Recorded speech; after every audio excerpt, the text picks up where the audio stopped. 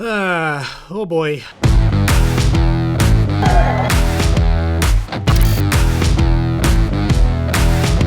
Well, hey everybody, welcome back to my channel. I'm Dave from Chase the Summit, and today we've got a different sort of video.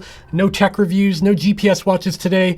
Today I want to talk about how I'm packing, how I'm preparing for my upcoming 100-mile ultramarathon that's just 2 days away now. That is terrifying. So this is not my first rodeo. This is not my first ultramarathon. I've done this a few times before. So I thought in this video, I would share my thought process behind each component that I'm keeping with me out in the field and what they do for me, how it makes my life better when you're running for over 20 hours, because at a certain point you start losing your marbles a little bit. And by no means is my pack and my kit going to be right for you in your race. This is very dependent on you, what kind of food you like, what kind of layering systems you need, what kind of clothing you wear, that kind of thing. And on top of that, also what kind of race you're running. For me, I'm running a 100-mile race that is point to point. So it starts in southern New Hampshire and finishes right on the border of Connecticut, running right through the center of Massachusetts, also known as the Midstate Trail. And what makes this race unique is that most 100-mile courses are at least a loop, or maybe like have a central point where they loop back to the start. In this case, there is no loops. It's a single straight line shot from north to south. Even though that format sounds kind of scary, there are some benefits to it, which we'll talk about a little later on in this video. Before we dive in though, if you find this video helpful, entertaining, fun, it just passes the time for you, I would appreciate it if you hit the thumbs up and subscribe to the channel down below so you don't miss more videos from me in the future. I also wanted to let you know that all of the components I show off in this video, I will link in the description down below. Those are affiliate links. They help support my channel, but if you want to see one piece of the pie here, you can actually go down and check that out on Amazon. Okay, like I said before, this is a point-to-point race. I've run this race before back in 2019, but the difference back in 2019 is that I actually had a crew. This time around, I'm doing it completely solo, so I have to plan a little bit more strategically. On top of that, back in 2019, I also had a pacer who ran along with me for the final 36 miles of the race. This is Dave. He's been pacing me for, what, 22 miles? We are at mile 76.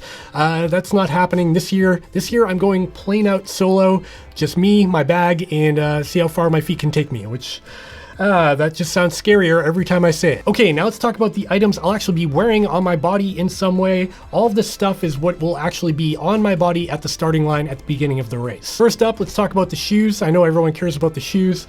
These are the Ultra Lone Peak 5.0s. This is actually the 10th anniversary edition that Ultra sent to me a little while back. These are brand new, 0 miles on them, and they've got plenty of midsole life left. So I'm gonna wear these at the starting line and break them in throughout this race. Okay, let's talk about the clothing I'll be wearing at the starting line. The first clothing item I want to talk about are these shorts, and these are actually pretty new to me.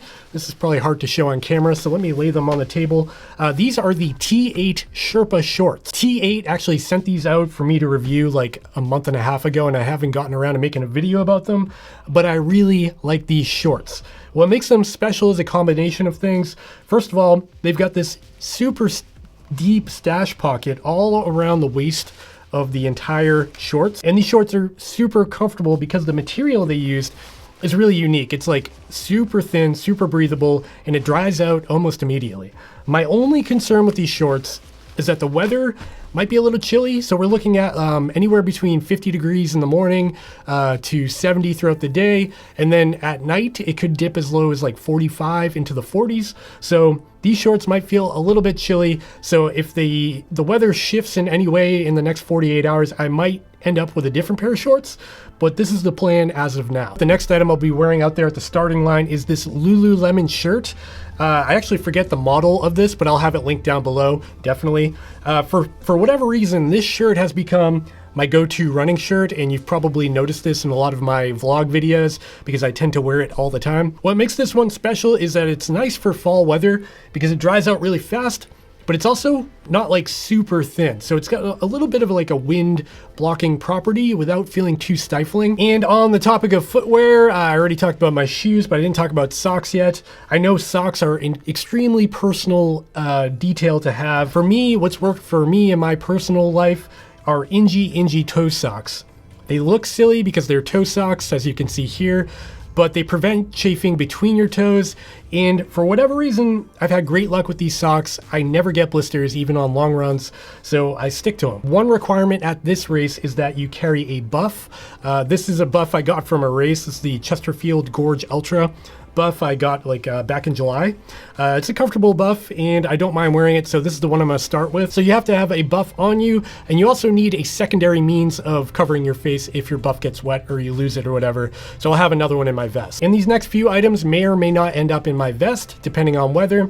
If it's chilly out, I'll be wearing them. If it's warmer than expected or I'm running a little bit hot, I'll put them in my vest and save them for later. First up, we've got a Power Stretch beanie. This is one I actually got at a race, the Kilkenny Ridge race. And this one I really like because it's really thin. It's very breathable. It doesn't get in the way. So this just covers my ears if it gets a little bit chilly out. Next up, we've got a pair of arm sleeves. And these are something I debated on for a long time because I thought they were a little bit silly. But I found them to be really useful in keeping me warm on cooler months without having to add an entire base layer or like a long sleeve shirt or something. You can simply throw these on up your arms really quickly and warm up your arms without having to change all your layers around. Another perk to these arm sleeves is that you can see here the New Balance logo is actually reflective. That is important, and we'll talk about why in a little bit when I get to what else is in my bag. And finally, I've got a pair of gloves here. These are the Outdoor Research PL base layer gloves. I love these. Again, super thin. They don't get too saturated with sweat. And even if you do sweat, they tend to keep you warm, even if you are sweating heavily. I almost forgot one crucial item that I'll have at the starting line. That's this hat. This is the Chase the Summit Sunrise Trucker hat. And this will be on my head at the starting line because I love it. And if you love it, you can find a link down below where you can buy one of these and I will ship one out to you. Are you getting bored yet? I hope not, because we're just getting to the vest. And I feel like this is the part people care about. This is probably more exciting than what shirt I'm wearing. The vest I'll be wearing this year is the Salomon Advanced Skin 12 set. This is a vest I purchased with my own money. I really like it. I've got a full review about it that I'll link up here. I did have one major issue with it where one of the straps would just continually break, but I zip tied it and it works great now. The great thing about the Salomon Advanced Skin 5 and 12 set vests is that they fit more like a shirt or like a tank top than they do a vest. They've got these stretchy components all around the perimeter of the vest that make it really stretchy and breathable, where if I take a deep breath, it kind of stretches with my chest rather than kind of feeling like I'm wearing a strap around my chest. Right now I've got the vest fully loaded with all the stuff I intend to bring to the starting line, so I figured in this video I'll just kind of deconstruct it and we'll talk about it item by item. The first item I'll talk about are these flasks, because these are not actually the flasks that came with the Salomon vest. These are Camelback flasks. So the Salomon vest I'm wearing did come with flasks. I didn't love them because they're really hard to get in and out of the pockets. I didn't like the bite valve. So I decided to replace them with these Camelback flasks. These are actually brand new, and I've got 2 more in the back, and we'll talk about why in a second. But the reason I like these is because they've got this like real stretchy rubber instead of the kind of plastic bag feeling Salomon flasks that tended to like rip and feel a little bit fatigued over time. These feel like they're gonna last a lot longer. Not only that, but there's one crucial feature I love about these. It's that the cap actually has an on and off switch. So if you decide you wanna fill these with like soda or something and stick them in the back of your vest for later, you don't have to worry about them dribbling all of your stuff inside your pack. Next up, we've got this big chest pocket here, and inside this pocket, I tend to leave my iPhone. This is the iPhone 13 Pro. It's a brand new phone. Obviously, it's the iPhone 13, but the really nice thing about this is that it has a killer camera, which is great if I want to shoot a little bit of video out there. And not only that, at this race, at the Midstate Massive 100, there's actually a phone app that you're required to use that tracks you throughout the race. That app allows your friends and family to track you as well. And they can actually send you like little gifts and memes and stuff while you're running to give you a little bit of a morale boost. Next up is this right pocket here. And if I open that up, we've got a bunch of nutrition I'll be carrying at the starting line. And this is just an example of what I'll be carrying because I tend to, change that around right before the race. I've got some lemonade goos here. I tend to gravitate towards lemon flavored goos or gels because they don't really make me feel as gross, eating them for a long period of time. And of course, I've got some honey stinger waffles because you can't run an ultra with a stinger waffle. Now, the rest of the stuff I'm going to need to take the vest off for to show you. Can you see that? I think you get the idea, right? Here's the back of the vest. Here's the back pocket. Let's go left to right. First of all, we've got the rear lap pocket. This is actually a pocket I can reach while wearing the pack. I have to do this sort of gymnastic move like this, but it's pretty accessible. And back here is where I like to keep my GoPro. And the reason for that is because I keep the shorty stick attached to it. This is actually the PGY Tech stick. And the reason I use this one is because it extends extra long, so I can get like a really cool selfie angle because I'm vain like that. But it also has a little built-in tripod on it, which allows me to set up the camera if I want to capture something. The GoPro Hero 10 has proven to be an awesome camera so far, and this goes everywhere with me, so it remains in this back lap pocket on the Salomon vest. And in the other side lap pocket over here is actually where I stash some additional Tailwind. This is a powdered electrolyte mix for water. Again, everyone uses different products and different types of electrolytes and things like that. This is just works for me. Tailwind Naked Nutrition. It tastes good. I don't mind eating it for a long period of time. Okay, now we're gonna get into the main compartment of this Salomon vest. And the nice thing about the Salomon vest is that it's got a ton of storage in the back. Again, it's a 12-liter vest, so you can fit a lot back here. The first thing you'll notice is going to be this Patagonia Houdini wind shell. And this thing is a crucial tool for any ultramarathon or race or trail run. The reason I love this jacket so much is that it's very form-fitting. There's not a whole lot of extra material floating around, and it's also pretty water resistant while also being pretty breathable at the same time. The other benefit to the Patagonia Houdini is that it is crazy packable and weighs almost nothing. I think this jacket weighs like 2 ounces, and you can pack it down into the size of like you know, an apple or something like that. Takes up no space in your pack. Kind of a no-brainer. There's no reason not to bring one of these with you, whether it's Patagonia or a different brand. The next item I keep in the back is gonna be 2 additional water flasks. So that makes 4 total. So I've got 2 up front, 2 in the back. And the reason for this is because this race in particular requires that you're able or capable to carry at least 2 liters of water. And again, these are the same Camelback flasks I talked about before. All right, the next item I'm gonna talk about is kind of my do-it-all first aid kit. This looks a little bit excessive, kind of big, but it's got a lot to it. So let's walk through it one by one. So as you can see, I go all out and spend the most money I can on this really expensive Ziploc bag. I find these Ziploc bags just to be super convenient. They're cheap and they're waterproof. So if it rains or I sweat too much, I don't have to worry about all my stuff getting soaked through. I've got a few items in here, and again, this might change by race day. Okay, so the first item in here is not really a first aid item, but it is bug spray. This is 100% DEET Benz bug spray. I use this stuff in a real pinch. I know it's not super healthy to use DEET, but if you're getting attacked by bugs or ankle biters, this is the most effective stuff to get rid of that. Next up, I've got a small bottle of hand sanitizer. I don't know. We all know what's going on in the world right now, but also if you have to go to the bathroom out there or something gross happens, it can be useful. The next item I got in here is Body Glide, and this is anti-chafe. It's basically like a small deodorant stick that has a little, you can turn the bottom and it comes out a little bit. This stuff is a godsend.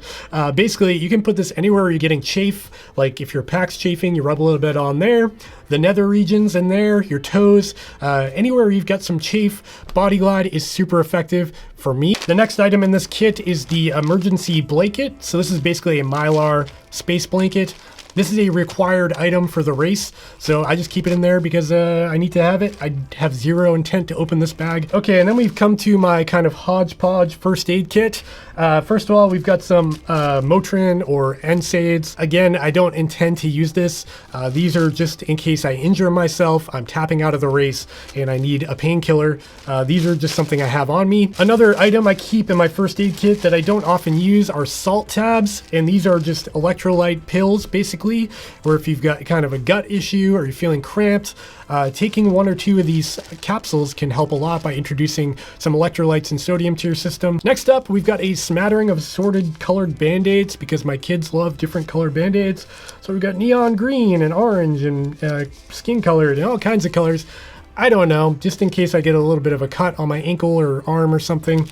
It's good to have some Band-Aids on you. To go along with the Band-Aids, I also keep a couple of alcohol wipes to clean out any wounds that I might get. Another item I like to keep in my first aid kit is BioFreeze, topical ointment for muscles that are achy or weak feeling. The next item I keep in here is also just a plain roll of duct tape.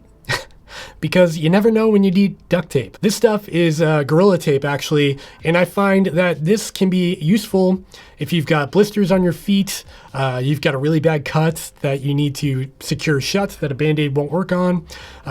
Any sort of blistering or chafing, you can throw on a piece of duct tape to get you through to the end of the race where you can address it properly. And the final thing I keep in my little first aid kit that I don't intend to use are Tums or calcium chewables. These are useful if you've got an upset stomach from eating too many gels or crap at the aid stations.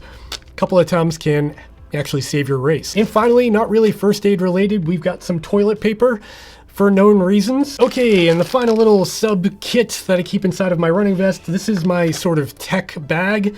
And if you're not a YouTube person or care about your phone being charged or having a GoPro on you, this is something you may or may not have on you. Inside this bag, I've got some really interesting little items. The first item in this bag is my little Anchor power brick here. What's awesome about this and using it with the iPhone 13 Pro is that it's magnetic, so I can just stick it on the back of my phone just like that, and my phone is currently charging. And having a way that does it without wires is even better because I can just plop this on the back of the phone, stick it in my vest, and let it charge while I'm running. The other items in this bag, first of all, I've got a pair of Jaybird Vista earbuds. I don't know if I'll use these or not, but I figured it would be nice to have some earbuds if I want to listen to a podcast in the middle of the night, because I will be running right through the night until the morning and I'll be alone for that stretch. So having something to listen to or some music or something might just be a little bit of a mental relief. Next up, I've got extra GoPro batteries. These are crucial because the battery life of the GoPro Hero 10 isn't amazing, so I like to have a few extras on me. I've also got this very small Phoenix flashlight in my electrical kit here. This is just a backup light in the event that any of my other lighting fails. I will be able to reach for this and guide my way to the next aid station. And finally, I've got my bag of wires here. First up, I've got my Garmin charger, which I probably won't need to charge my watch because it has plenty of battery life, but it's good to have just in case. I've also got a iPhone charger here and a USB Type-C charger in the event I want to charge my GoPro or even my headphones. And that is it. That's everything I'll have in my vest when I start this race on Saturday. I think I've got all my bases covered. I probably forgot something. If I did, let me know down below because that would be embarrassing. Okay, now let's talk about this big bag here.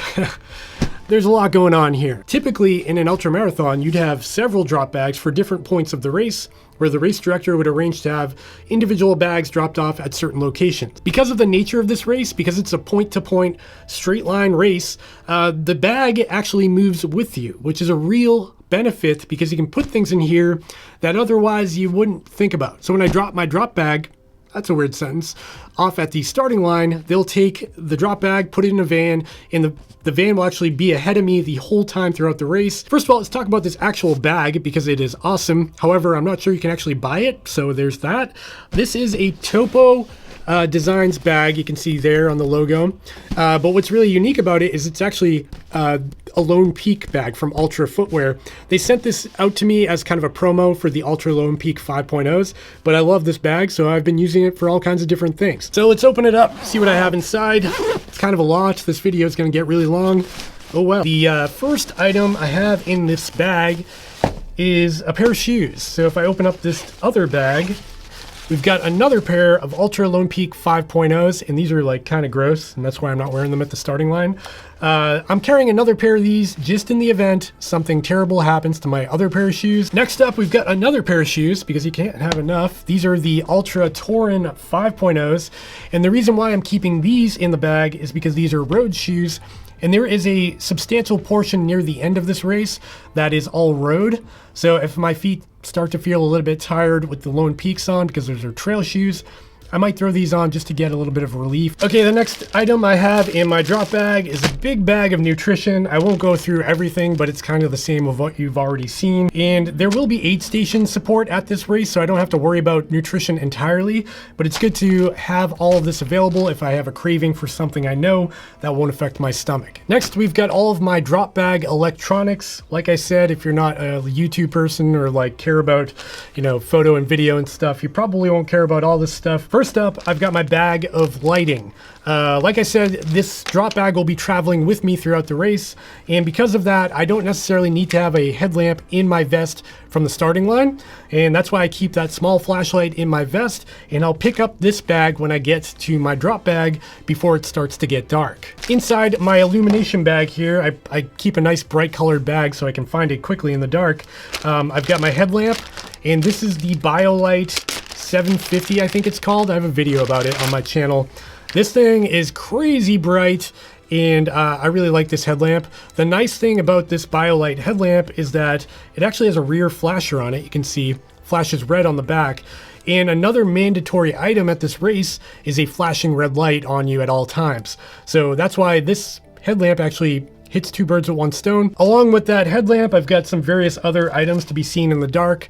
This is another flashing light. This is a reflective triangle made by Amphipod, but it also has a little LED inside of it, and it's magnetic, so I can stick it on my shirt like this, or I could stick it on my pack or something, and this makes you very visible to oncoming traffic. And finally, I've got these reflective arm and ankle bands, and these are also required equipment at this race because there are some road miles. You can just basically wrap these around your arms or your ankles and provide some reflective striping all over your body, so you're very visible in the dark. And then we've got all of my other electronics. Inside here, I've got some extra GoPro batteries that just in case all of my GoPro batteries die, I've got some extras in my drop bag. I've also got a spare headlamp because you never know if my main headlamp dies on me. I can grab this from my drop bag and keep running. I've also got a small Goal Zero power bank, and this is a USB power bank so I can charge my phone or anything. If my other power bank fails, I can grab this out of my drop bag. Next up is my little mini first aid kit that I keep inside my drop bag and not the one that's in my vest. This has just a few other components to it. So I've got a bigger container of Body Glide in here, and this is just in case I run out of Body Glide on my little container inside my vest. Next up, I've got a small first aid kit, and inside here I've got more advanced first aid. I've got like butterfly bandages, and I think there's actually like a suture kit, all kinds of stuff. So more duct tape, just some stuff I might not have in my main first aid kit. And then I've got my blister kit, which is just a fun thing to talk about. This is a little leather pouch. It looks real nice, huh? And inside here, I've got a pair of tweezers. I've got some nail clippers, and I've also got a needle in here to poke any blisters that might appear. And so if I need to, deflate a blister in order to finish the race, I will do that. Okay, that kind of does it for the technical components of the drop bag. Now I've just got a bunch of clothing and layers, but I'll talk about them anyways because you might care. First of all, this is the Outdoor Research Helium 2 jacket. And this is very similar to that other jacket I showed you earlier in this video. It's very crinkly. That's probably annoying on the microphone. The nice thing about this Outdoor Research Helium 2 jacket is that it's actually fully waterproof. It's not partially waterproof like the Patagonia Houdini that I had in my vest. So if it starts to actually rain, and the forecast says like a 30% chance of that, I'll just pull this out of my drop bag, throw it on, and be completely waterproof. I've also got a few other layers inside my drop bag. This is a long sleeve technical shirt that I can run in. If it gets a little bit chilly and my arms are exposed, I might throw this on. I've also got a dry shirt that I can throw in at the finish line if I get that far. I've got several pairs of extra socks inside the drop bag as well, and these are also Inji toe socks, just in case my toe socks actually rip or they're getting really sweaty or gross, or I had to go through a small creek or something like that. That's where I would pop on a spare pair of socks, just good to have. I've also got a spare buff inside my drop bag in case the one that I'm carrying gets like soaking wet and gross. I can pull this out, and it's a mandatory item, so I'll have an extra inside the drop bag. Okay, I think that wraps it up for everything I've packed for the Midstate Massive 100 Ultramarathon coming up this weekend. I know this video got a little bit drawn out and probably a little bit stale, but I want to show you everything that goes into this, what kind of planning goes into it, where my mind's at when I pick certain pieces of the components that I'm bringing with me. Yeah, I hope it helped in some way. If you're planning on running an ultramarathon this fall, I would love to hear what's in your kit. What do you have that I don't have packed in my kit? Let me know in the comments down below. I'd love to hear from you. And like I said at the beginning of this video, I have all of the stuff I showed in this video linked in the description of this video down below, and those links do help support my channel but cost nothing extra to you. If you found this video helpful or entertaining, or you just wasted a bunch of your time watching this, consider hitting the thumbs up button down below, subscribing to my channel because it really helps me out, and yeah, go check out the merch store to pick up one of these sweet hats. That's all I've got for this one. I'll see you next time. Bye! There we go. Yeah, you need to narrate it. Yes. Here we are, 95 miles in, I think, or 96, not quite sure. And he's still running. He really wants a belt buckle. A belt buckle he didn't get in July. Anything you want to say? I want to go home and sleep.